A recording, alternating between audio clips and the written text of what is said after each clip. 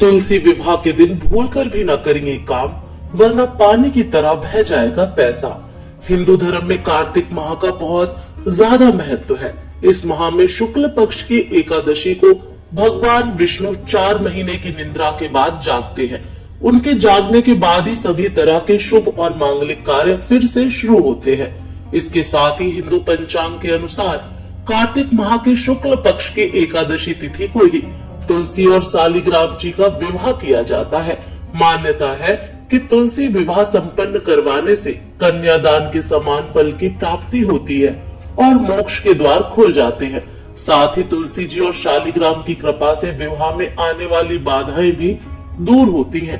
शादीशुदा जीवन में भी खुशियां बनी रहती हैं। ऐसे में हम इस वीडियो में जानेंगे कि तुलसी विवाह कब है और इसकी पूजा विधि और शुभ मुहूर्त क्या है, और साथ में ये भी जानेंगे कि इस दिन क्या नहीं करना चाहिए। नंबर 1, तुलसी विवाह के लिए सबसे पहले लकड़ी की एक साफ चौकी पर आसन बिछाएं। नंबर 2, गमले को गेरों से रंग दें और चौकी के ऊपर तुलसी जी को स्थापित करें। नंबर 3, दूसरी चौकी पर भी आसन बिछाएं और उस पर शालिग्राम को स्थापित करें। नंबर 4, दोनों चौकियों के ऊपर गन्ने से मंडप सजाएं। नंबर 5, अब एक कलश में जल भरकर रखें और उसमें 5 या फिर 7 आम के पत्ते लगाकर पूजा स्थल पर स्थापित करें। नंबर 6, फिर शालिग्राम व तुलसी के समक्ष घी का दीपक प्रज्वलित करें और रोली या कुमकुम से तिलक करें। नंबर 7, तुलसी पर लाल रंग की चुनरी चढ़ाएं, चूड़ी बिंदी आदि चीजों से तुलसी का श्रृंगार करें। नंबर 8, इसके बाद सावधानी से चौकी समेत शालिग्राम को हाथों में लेकर तुलसी की 7 परिक्रमा कराएं। नंबर 9, पूजा संपन्न होने के बाद तुलसी व शालिग्राम की आरती करें और उनसे सुख सौभाग्य की कामना करें। साथ ही प्रसाद सभी में वितरित करें। आइए अब जानते हैं तुलसी विवाह का महत्व क्या है। मान्यता है कि तुलसी विवाह करने से कन्यादान के समान फल की प्राप्ति होती है।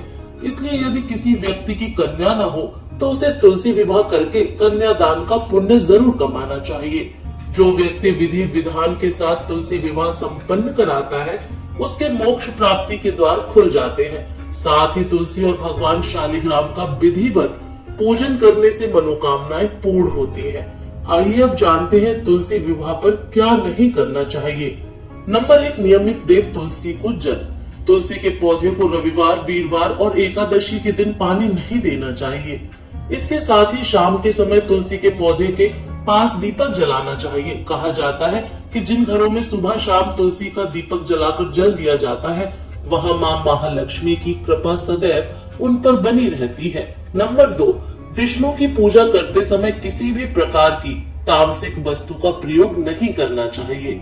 नंबर 3, गठबंधन के लिए लाल चुनरी और पीला कपड़ा ही ले। भगवान विष्णु की छवि के चारों ओर पीला भाग और तुलसी के पौधे पर लाल पक्ष रखें। नंबर 4, कन्यादान के लिए अपनी हथेली में कुछ अक्षत और दक्षिणा जरूर रखें और इसे भगवान विष्णु को अर्पित करें।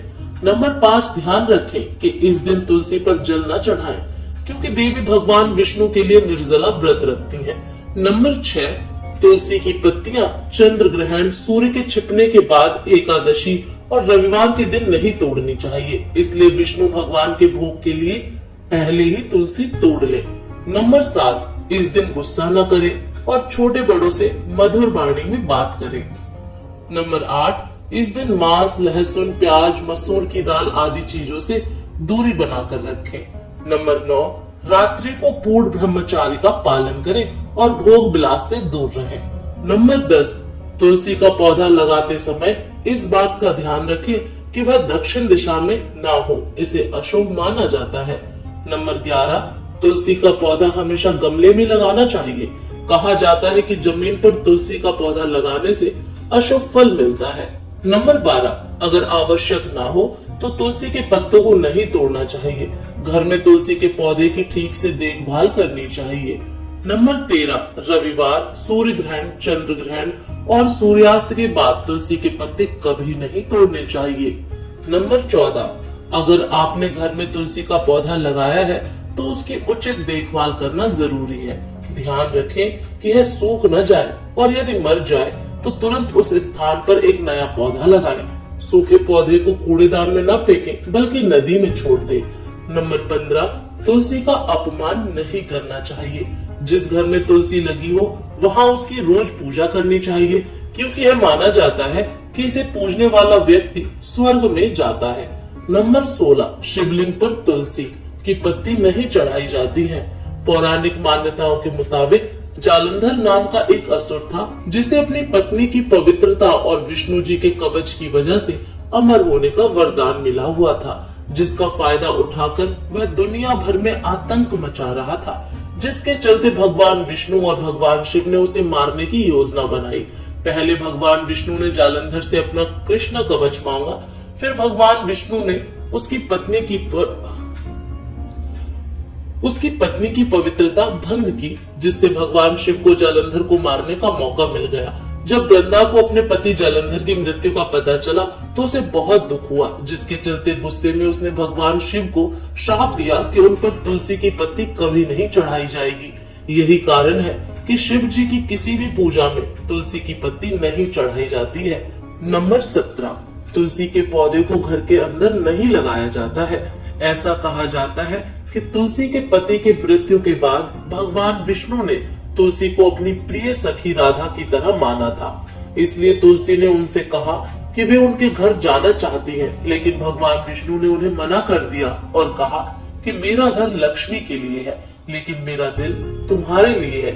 तुलसी ने कहा कि घर के अंदर ना सही, बाहर तो उन्हें स्थान मिल सकता है, जिसे भगवान विष्णु ने मान लिया। तब से आज तक तुलसी का पौधा घर और मंदिरों के बाहर लगाया जाता है।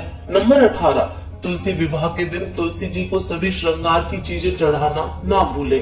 नंबर 19, तुलसी विवाह के दिन अगर आपने व्रत रखा है तो आपको इस दिन किसी को अपशब्द नहीं बोलने चाहिए। नंबर 20, तुलसी विवाह के दिन घर में लहसुन और प्याज का उपयोग ना करें। नंबर 21, तुलसी विवाह के दिन खाने में चावल का प्रयोग बिल्कुल भी ना करें। नंबर 22, तुलसी विवाह के दिन तुलसी के पौधे को पैसों में बिल्कुल भी ना दें। इस दिन आप तुलसी के पौधे को दान कर सकते हैं। नंबर 23, तुलसी विवाह के दिन घर के बड़े बुजुर्गों का अपमान बिल्कुल भी ना करें, क्योंकि इसी दिन भगवान विष्णु जागते हैं। नंबर 24, एकादशी और तुलसी विवाह पर बाल, दाढ़ी व नाखून न काटे। इस दिन भोग ग्लास से भी दूर रहना चाहिए।